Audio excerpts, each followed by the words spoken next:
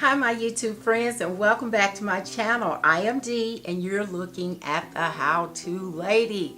Yes, so we're going to dive right in and we're going to talk about. In this video, we'll discuss the pros and cons of soil versus aquatic plants. So if you're interested, stay tuned and we're going to get this ball rolling and we're going to knock it out of the park. I'm going to start with my disclaimer. I am not a plant expert, but I am a plant lover with experience. So we're talking about the peace lily today, and we're looking at the peace lily being grown in water versus being grown in soil. Stick around and let's check it out. Today's video is really about aqua plants versus soil plants. I'm taking this beautiful peace lily here and I'm removing it from its nursery container and I'm going to make it an aqua plant. It's been in this nursery container for quite some time. I've been watering it, but the leaves have started to yellow because at one point I did leave it in the container without watering it, and so the leaves started to yellow. I'm not sure if I'm going to pick off these yellow leaves. I'm going to see if I can revive them. And I'm going to keep the soil by placing it in this plant that is a hosta. I removed the hosta from another area and put it in soil. And I tried to make it an aqua plant, and you can do that, but this one was way too large. So I'm just going to put the soil from this plant into the plant. And then I'll show you the rinsing process and the jar that I've selected for this lovely peace lily. So my friends, I am rinsing the roots of this wonderful peace lily. I'm just getting the rest of the debris off from the soil, and then I will select a jar that I think is most conducive to the health and growth of this peace lily. This is not the first peace lily that I've made into an aqua plant. I have several others, but let's just see in comparison how they grow in water versus in soil. So stay tuned. I found a jar that I think works very well for this wonderful peace lily. I decided not to take off any of the yellowing leaves. I think they're going to be fine. If at some point it looks like it's going to present a problem for the plant, I will remove those leaves.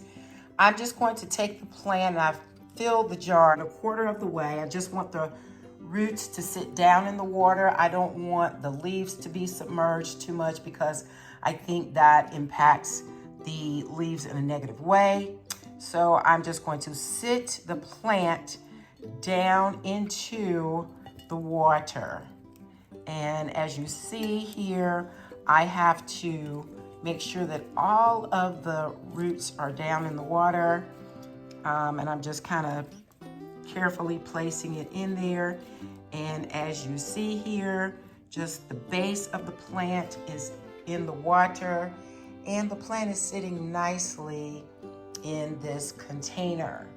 So I will show you where I will locate it. So follow me for placing this wonderful plant in its new home. Here's where I've placed the plant for now. I will move it later and put it in a new location. For now, this is where I'm going to sit it along with some of my money trees that have grown beautifully in this east-facing area. We have a large window here. And then I will move it to a new location. So now let's look at a peace lily that is growing in soil. Here I have 3 peace lilies, the one that I transferred today from soil to water. And this one is one that I've had for quite some time. And this peace lily has grown and grown and grown. It's had its battles. I've also, since it's in a small pot here, Often it grows until the pot gets crowded, because as you can see, the peace lily has roots that are small, but they are many.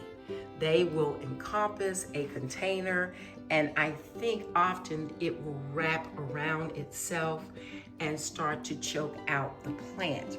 So whenever this little beauty starts to look a little crowded, I will take it apart and leave a portion of it in the pot, and then I will add the pieces that I've removed from the original plant to another container.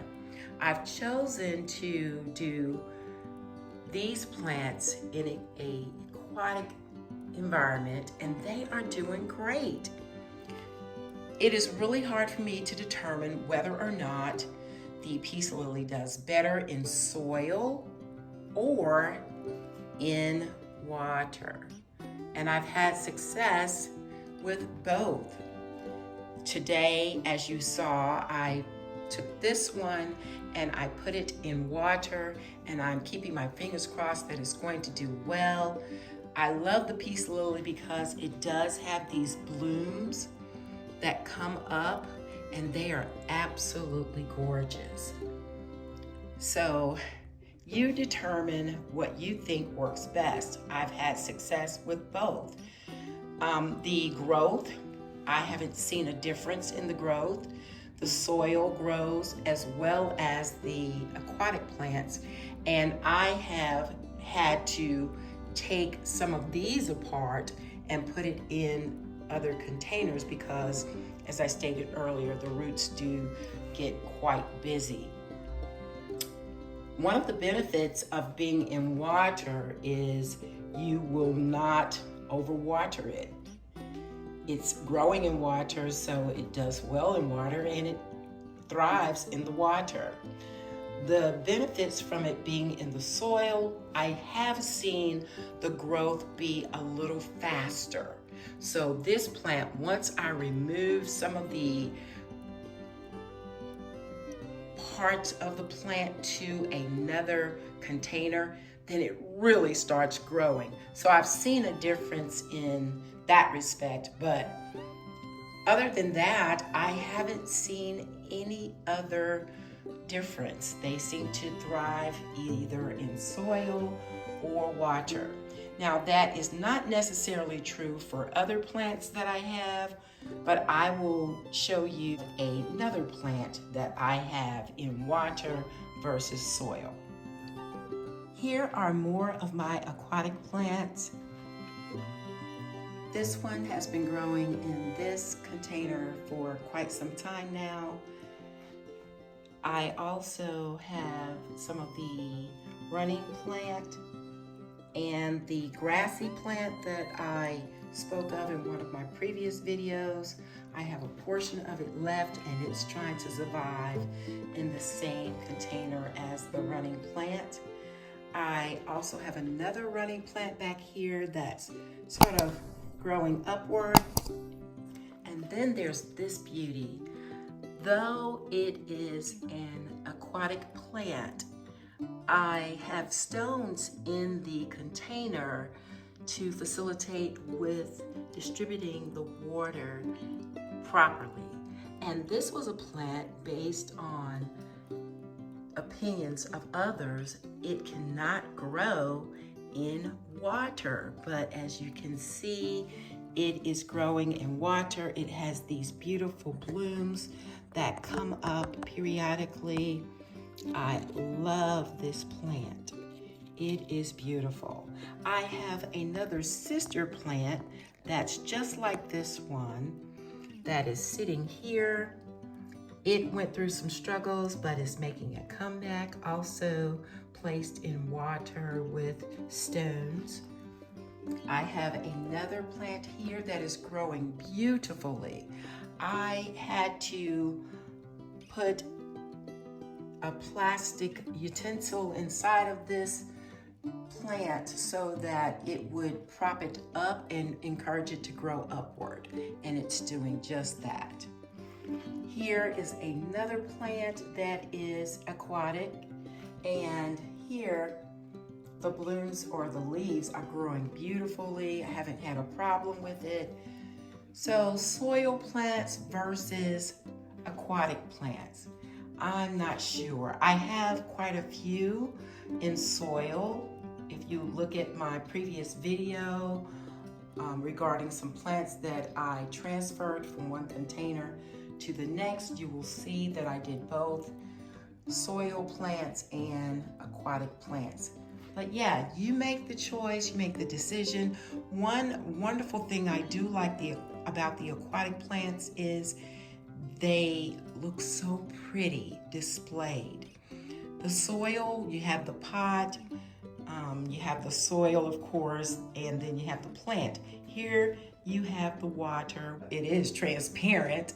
And then you have the container and the plant, and it just really looks beautiful being able to see the roots on the plant growing.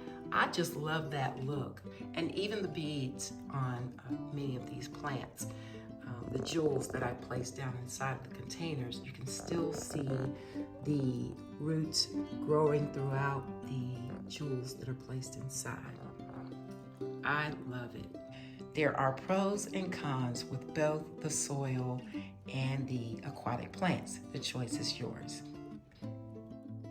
Though I believe the pros and cons for growing plants in aquatic or soil conditions are few, based on the experience and opinions of other plant lovers and experts, I've placed some pros and cons for growing plants in soil or aquatic conditions below. Please check it out and leave your comment. And always know that you can enjoy your plant whether aquatic or soil.